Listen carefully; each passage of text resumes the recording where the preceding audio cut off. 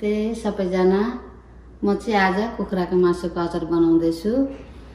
अनि सामान चाहिँ मैले रेडी पारेको छु, म देखाउँदै छु। आउनुहोस् हेरौँ। अनि यहाँ चाहिँ अदुवा छ, अनि यहाँ प्याज ठिक पारेको छु, यहाँ लसुन छ, यहाँ खोर्सानी छ, यो चाहिँ मासु हो। यहाँ अघि मैले मसलाहरू मलेर राखेको छु। कति किलो? यहाँ 3 किलो जति छ होला। यहाँ अब म खार्छु, अहिले खारेको पनि देखाउँछु तपाईहरुलाई। अब चाहिँ मैले यहाँ मासु खार्नलाई तेल लगाउँदैछु। यो तेल चाहिँ म मकैको तेल युज गर्छु। अब अहिले मासु लगाएपछि फेरि देखाउँछु।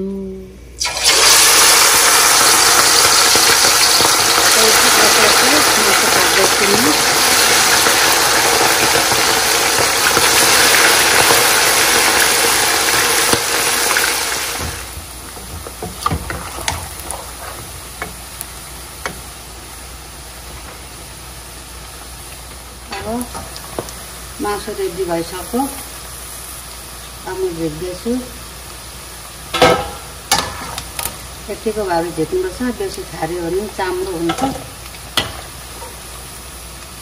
यतिको हुँदा ठिक्क हुन्छ, चाम्रो पनि हुँदैन, बिग्रिँदैन पनि धेरै दिन राख्दाखेरि पनि।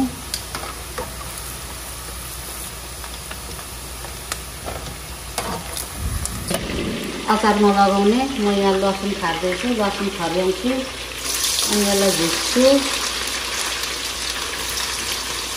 अलिअलि रातो रातो भएपछि यसलाई झिक्नुपर्छ। यतापट्टि सबै लगाउँदा कुनै डढ्छ, कुनै खारिँदैन, डढ्दैन। त्यो फाल्टो फाल्टो खाऱ्यो भने सबै एउटै यस्तो हुन्छ। म चाहिँ फाल्टो फाल्टो खारेर झिक्छु। मलाई धेरै पनि डढाउनु हुँदैन, छिटो हुन्छ।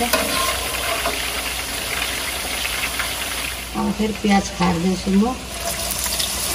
प्याज पनि रातो रातो भएको निकाल्नुपर्छ।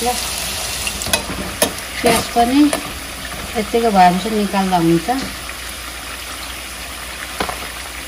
अदुवा खार्छु, अदुवा पनि रातो रातो भएर झिक्नुपर्छ। अब चाहिँ मैले यो मासुमा लाउनुको लागि अघि खारेको यो अदुवा हो, यो प्याज हो, यो लसुन हो। अब यो खोर्सानी फुराउँछु र अनि त्यहाँदेखि म मासु लगाउँछु। अब म यो खोर्सानी लगाउँछु यहाँ। यो खोर्सानी लगाएर एकछिन चलाएर म मासु लगाउँछु, नभए गनाउँछ फेरि, डढेर हाच्छुमा आउँछ।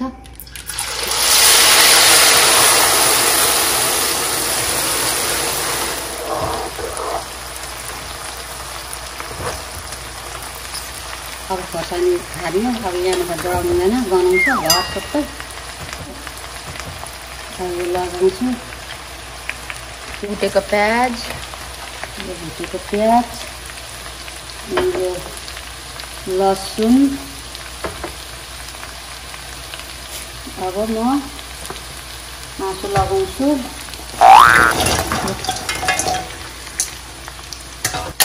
अलिकति नुन पनि थप्छु, बा लाग्दैन कि नुन हो यो। अनि अलिकति अजिना हो।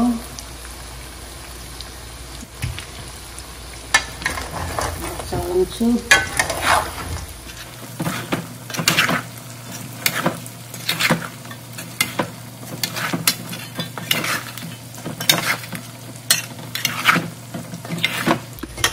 अब अलिकति यो मिट मसला लगाउँछु। यो चाहिँ मैले यस्तै किनेर ल्याएको।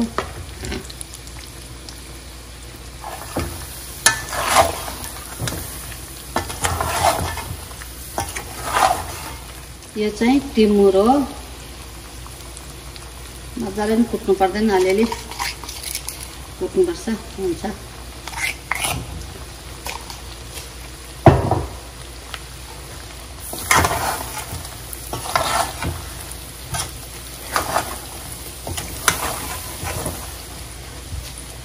अब अलिकति अमिलो लगाउँछु। भेनिगर भाजिकल राम्रो हुन्छ, छैन मैले अमिलो काकाती चिर्ने चरेर लगाएको छु।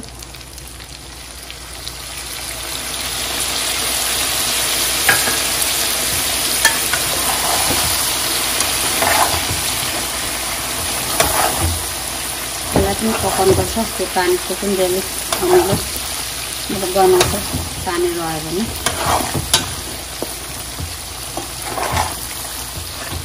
कस्तो लाग्यो मेरो अचार साथी हो हेरेर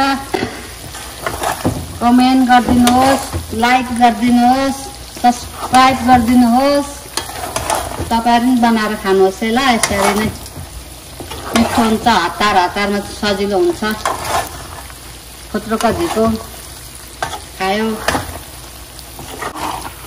बाई बाई